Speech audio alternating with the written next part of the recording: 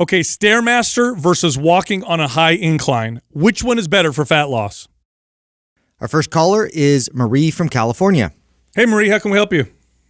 Hi, I just had a silly question, actually. So I've been prepping. I have 8 weeks till my next show, and my coach wants me on the Stairmaster, which I'll do, but I absolutely loathe the Stairmaster. Like, I will try everything but that first. And so I'm wondering what the significance of the Stairmaster versus incline walking at a fast pace, like a 3.5 on a 10 incline. What's the significance between the two? What's the prominence of the Stairmaster versus the incline walk? Those kinds of things. Yeah, good question. First off, why do you think it's a silly question? Yeah, no, it's a good question. Because some people really like the Stairmaster, and I absolutely hate it. Your coach is not going to like me when I get a hold of this question. Just so you know. Here's the most. I'm trying to get out of it. Let's put it that way. Good. Here's the most significant difference between the two. Okay, you hate one and you don't hate the other one. Yeah. I mean, that's the truth now. Now, is one going to burn more calories than the other one? Yeah, I mean, Stairmasters tend to burn more calories than walking fast on an uphill. It's not a huge difference. You could easily make up for it with a calorie reduction or maybe a faster pace. Honestly, I don't understand why coaches are so weird about specific cardio applications, and I almost feel like their goal is to make it as miserable as possible. Like they get off on really hammering people and making them do stuff that they don't want to do, but no, there's not a huge. I mean, you might burn a little more calories, I guess, but it's not such a big difference that it's going to make. Well, I mean, all the difference in the world. She'll burn more if all she does is walk incline most of the time, and she never does Stairmaster. There's value in that because of the novelty of it, right? Just because it is different. So it's not just purely getting your heart rate up. It's a different modality. So the fact that it's new and different, that's part of why you probably hate it. You don't like it, and there is some benefit to that. But that's not what I want to address because you wrote your question, and I can actually see it right now. And there's a part that you left out that your coach is not going to like me addressing right now. But this is also how I made my bones in the space because so many coaches did this, and it just didn't make sense to me. Tell me what he or she had you doing during the bulking phase. Were you doing cardio during the bulking phase? I was. It wasn't as much. It was about 30 minutes, 4 to 5 times a week. Not very intense and no HIIT. And now I have some HIIT in conjunction with incline walk and or stairs. And so we're not bulking anymore. But I think one of the reasons why I hate the stairs so much is I exert way more energy, almost like an asthmatic effect. Like I just can't stay on there very long. My endurance on the stairs is miserable compared to the incline walk. I don't know if there's a difference in that. Well, this is part of the benefits of it though too, right? So you've probably become very adapted to walking incline, that your body's become very efficient at it. Therefore, it's not going to burn as much energy as it would if you were on the Stairmaster. So there's now there's some people that love the Stairmaster. They do it all the time. And then I would tell them to go do the elliptical, the bike or something else because they never do that. So the thing that's going to bring you the most benefit is the thing that you never do. If you never row, then go row instead. There's lots of different cardio modalities that you can do to gain those benefits. But if you do the same thing all the time, consistently, weeks in, months out, years out, as far as your mode of cardio, then your body's going to be most efficient at that. And when you're trying to burn more calories, burn more body fat, in your case, getting ready for a show, then doing something that you're not used to doing is going to benefit you the most for cardio. But I'm not done addressing this coach because this doesn't ever make sense to me why these coaches keep cardio in the routine all the time, because we would be far better off during the bulk if you eliminated all cardio. And we would only need to add enough calories. So you could add less calories and get the same benefits bulking. I also would get the benefit of you taking off all cardio. So then when I reintroduce your walking incline that you haven't been doing for the last 3 to 4 months, your body's going to respond again like it's a new stimulus. So it always blew my mind when these coaches during a bulking season would still have their clients doing cardio, even though you're saying 30 minutes 4 to 5 times a week. My female clients were doing that 4 weeks out from a show. Wow. Yeah, and we didn't start doing our cardio till the last week or two, because we adjusted our weight routine and our calories to lean you out. And I'd rather do it that way as much as possible until we get to the final weeks and use calories. That's exactly what I was going to say, because you're, especially intense cardio, while you're dieting, I'm sure your calories are really low. While you're doing a lot of resistance training, you may be sacrificing muscle because of this adaptation signal. I don't get it. I think, again, I say it's trivial because the difference, because you can make up for it with caloric, restriction or dropping calories a little bit, and or you might even have a faster metabolism by not doing so much intense cardio on top of your intense resistance training, on top of a calorie deficit. That's why I made that comment. I feel like coaches are like, let's see how much we can beat this person up, because I just don't understand it. It's really not a scientific approach. So it's not at all. It's the formula for most of these coaches is I did not get into that space with the intent of becoming a coach. I just saw, I had so many people coming up to me and asking for help. And when I would assess what their coaches were telling them, I thought, this is so ridiculous. Like, you have to understand that when you're in a cut, like Sal's saying, you're restricting calories already. And then if you go add intense cardio, the signal you're sending to the body is not one to keep muscle. And that's part of the goal of us bulking together. So if I just bulked you for 2 months or 3 months before we get ready for our stage and get ready for our cut, obviously the goal is to hang on to as much of that muscle you and I worked for building as possible. So that, for me, that means I want to minimize how much intense cardio I do with you. I only want to do it in those last few weeks as a kind of an emergency. Like, okay, we're getting ready. We were almost ready for stage. You're not quite as lean as I want you to. Okay, let's ramp this cardio up, knowing that I'm probably going to lose a little bit of muscle along the way too, because I know I've got you in a calorie deficit and I'm pushing the shit out of your body on cardio. You start doing that 6, 8, 10, 12 weeks out before the show, and of course your body's going to pare down muscle, and you're going to slow down the metabolism, and this is going to be a fucking grind for the last 4 weeks. Yeah. What are your calories at right now before your show? Okay, so right now I'm at 1640. I have 40 grams of fat a day, and then the rest is split between the protein and the carbs. But my last show last year around this time, the coach I was using had me at 600 calories towards the end. So I have a different coach now, working much better with feeding, but I'm kind of freaking out because I'm 8 weeks out and my body's not responding. So yeah. Well, hold on. 8 weeks out, 1,600 calories. You're doing how much cardio and how much resistance training every week? Oh gosh, I love the gym. I'm kind of addicted. I know I've listened to your show before, so I know I should take a little more time off, but it makes me happy to go. So I'm about 5. Sometimes I'll still go that 6th day and just keep it lighter. And it's pretty intense. My leg days are easily 2.5 hours, and I'm lifting very heavy. And I've got 5 kids, so it's taking me a lot longer to get this off my body. And then my shoulder days, maybe an hour and a half, then some cardio's 4 to 5 days a week, about 30 minutes each time. And then on top of that, 3 out of those 5 days, I'm doing HIIT with the cardio. Okay. Yeah, wow. What's so hard about this. Sorry, Sal, I'm cutting you off there, but I just want to make the point that no matter what you say or what I say, right now it's like it's too little too late. Yeah. I mean, when we get somebody that like yourself who asks me a question like this and we're in the middle of a cut, you know, a lot of times I normally tell them, like, listen, just ride it out with your coach. They're paying attention to you more than I'm paying attention to you every day. But the next time when we get out of the show, there is a much better way for us to approach this prep. Sorry, Sal, for cutting you off. Yeah, no, I was just, look, if you were a family member or a friend of mine, I'd say, if you could just not do this, you stop. And if you want to finish the show, do it. Don't do this again. Okay, you got to use a little bit of logic here. And I say that not because you're not logical, but because I know there's a lot of emotion and energy behind it. So look at this logically, okay? You're lifting weights for hours, 5 days a week. Not like a 45-minute workout, but hours, and sometimes over 2 hours. You're doing 5 days a week of cardio. On top of that, an additional 3 HIIT workouts. You got 5 kids. You're doing this for a decent period of time. Your calories are 1,600, which tell me you're probably going to be closer to 1,000 by the end of this prep.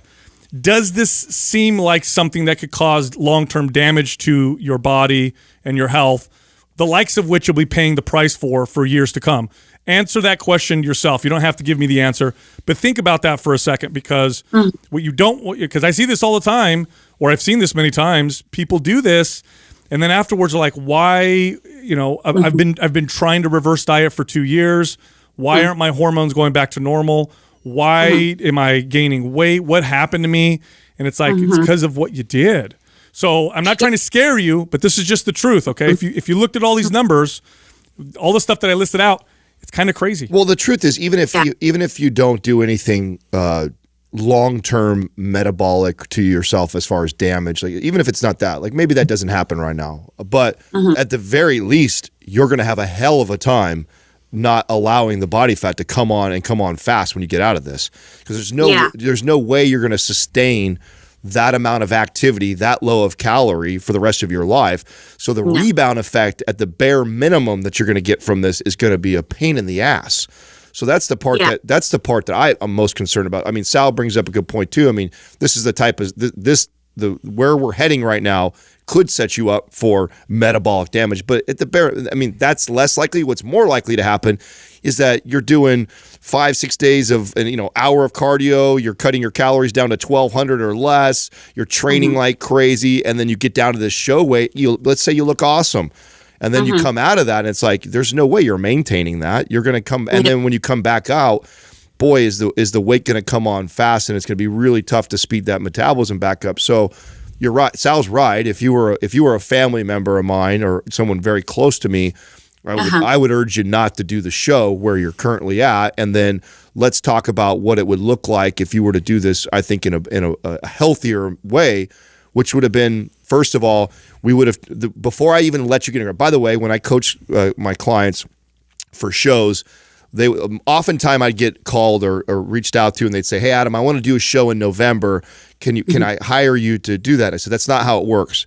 What I'm going to do," and what I would say as a coach, I said, "What I'm going to do is we're going to prep you off season," which I say is the most important part of competing is the off season. And then when I feel that your metabolism is in a very healthy place, then we'll plan a show from there. Because what I don't know is how long is it going to take me to get someone like you up to a healthier place of calories, say 2,500 calories or so a day without putting any body fat on.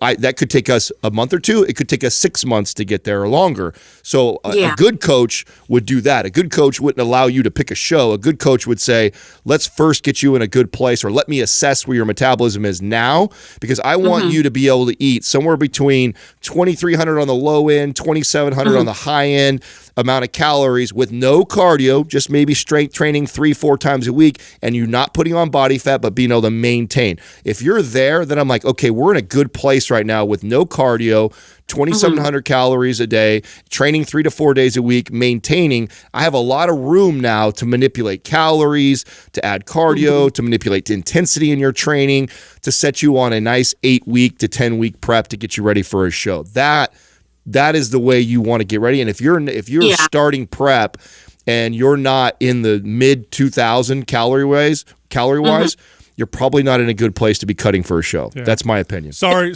we all sound so negative. No, that's okay.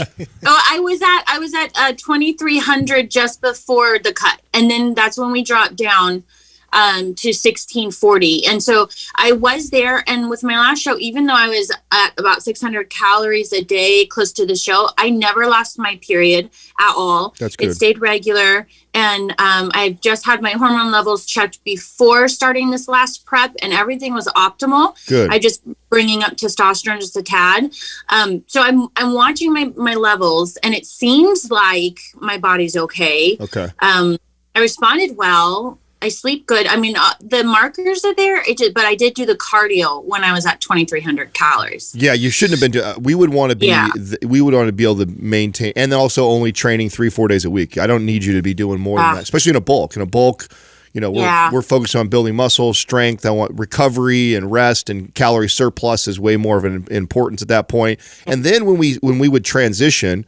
Okay, when I would transition you from that bulk of doing no cardio to now into your cut for a show, the cut doesn't start with cardio.